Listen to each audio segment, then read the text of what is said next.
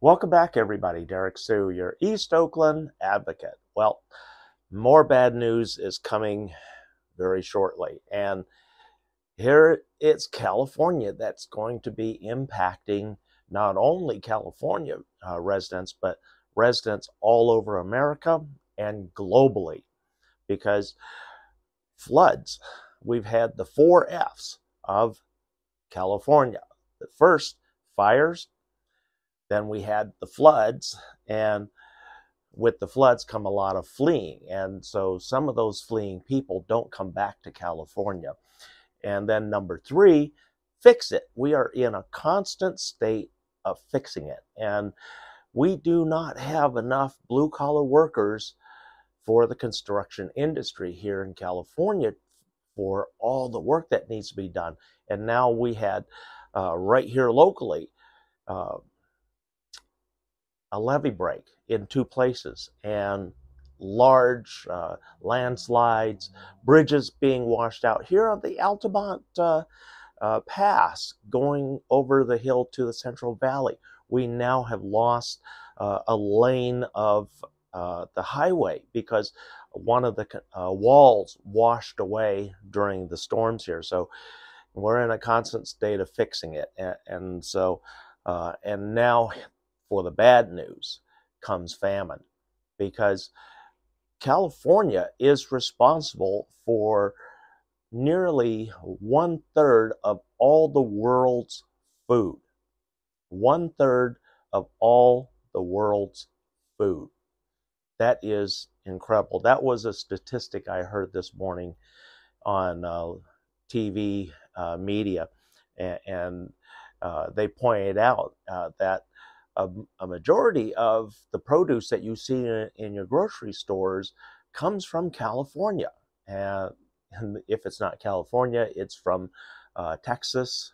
So they did point out some of the areas where your grocery store produce, and also your meats. Your meats are going to be drastically affected because a lot of these farmlands produce feed for cattle here in California. And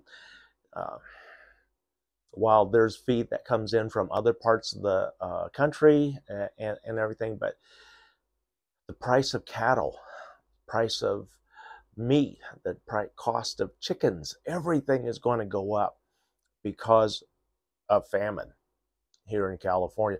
And that's brought on by all the floods. And when I say the floods, our Central Valley grows a majority of the produce and grows a lot of the meats here in California.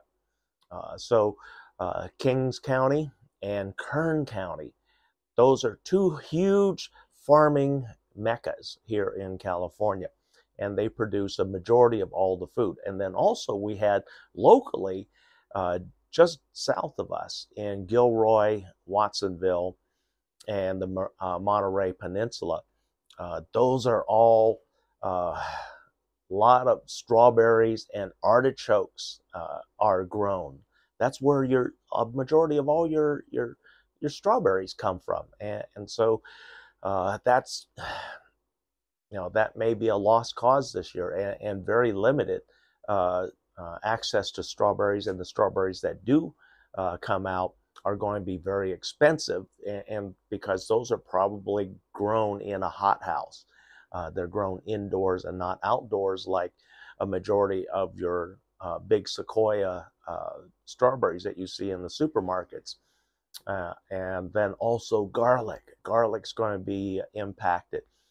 Your artichokes, this could devastate the artichoke market here in California, because that could drown the roots of the artichoke plants, and so they die. They literally rot and die.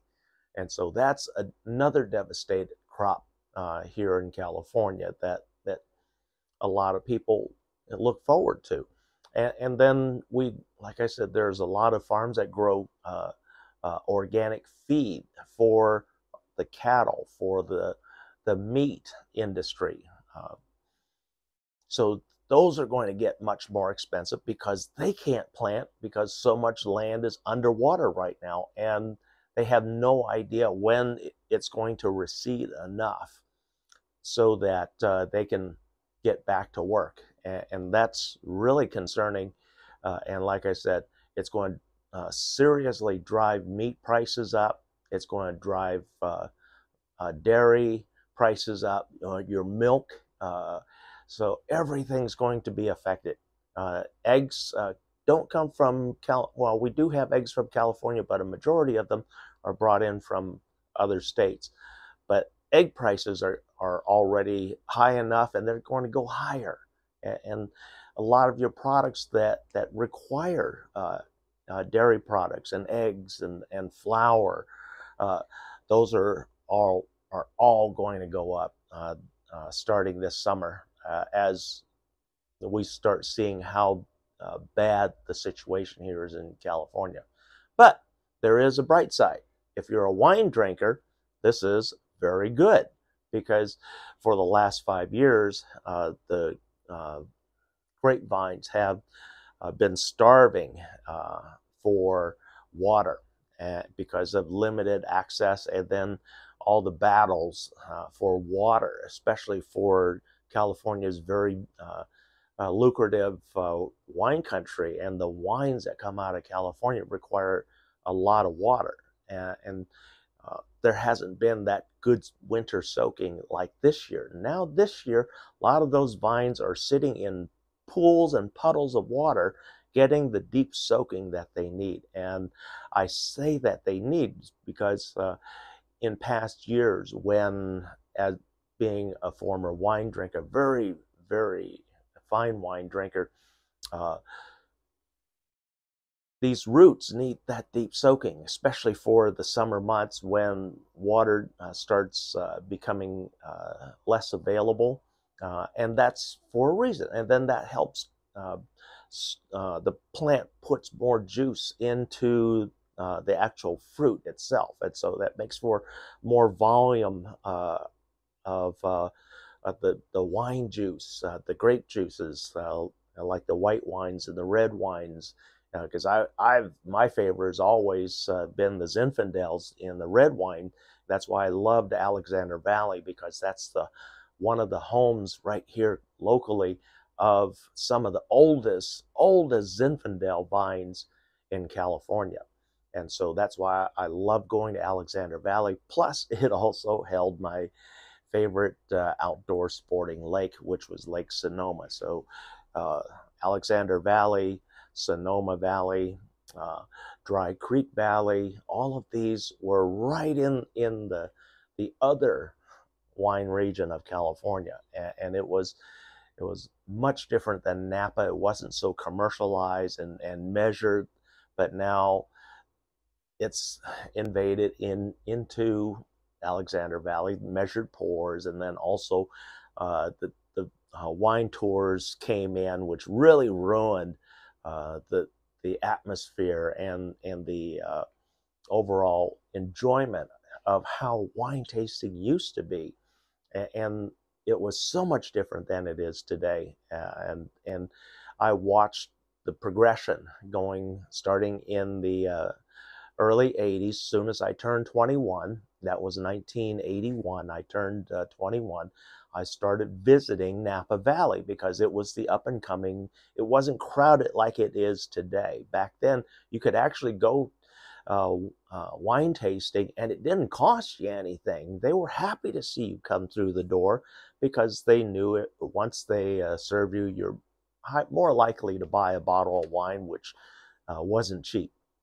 Back then, a really good bottle of wine averaged about $18 to $24, and then through the 80s and 90s, we had pushed that up to about $55 and $60 a bottle with certain reserves.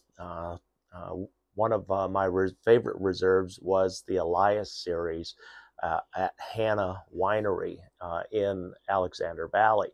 And those are all the elite wines that they produced at that winery. And it was worth every penny for me to be a part of that membership. I had many memberships up there. I loved the Alexander Valley wines, like I said, especially the Zinfandels.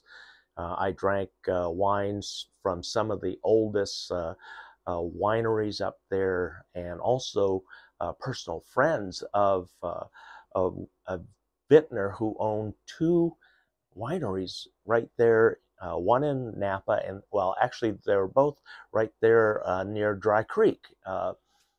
And they were supermarket brands that were very common back in the day, and so uh, it was fun being part of uh, the vintners uh, guests at a lot of different events.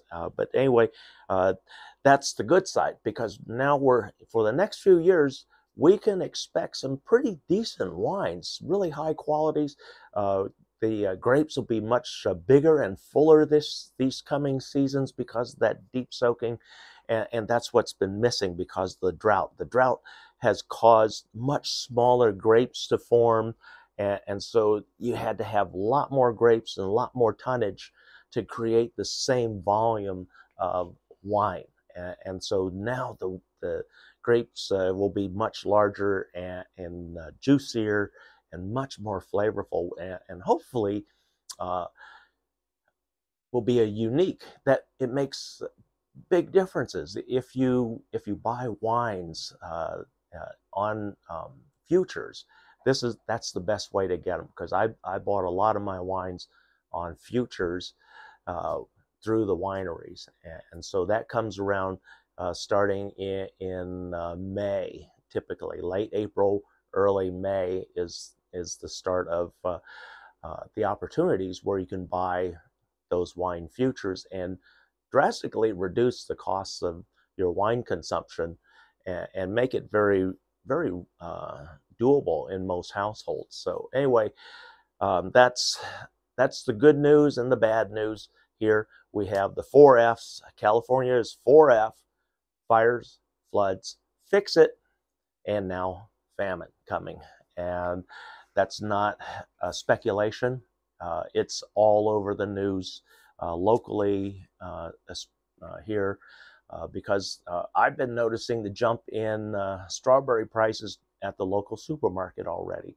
And right now there are no artichokes in the grocery stores, and this is nearing the peak of artichoke season, and there aren't any. So that's telling me something, that there's something drastically wrong, and that we can't get the workers out there to pick those, or the plants have already rotted. And so that could be very devastating, and that's a long-term problem, because to get an artichoke plant up to point where it is producing plants takes a minimum of 2 years, and the best starts coming in at the 5th year. And so if these plants are rotted because the roots sat in so much water for so long, and then the water got into the heart, the core of these plants, that's what starts the mold and the rotting, and allows diseases to get into these plants, and that's what devastates them and kills them. So food prices are going to be going up this summer. Plan for that, and I mention it here first so that you can prepare for it the best that you can. So thanks for joining me today. We'll be right back.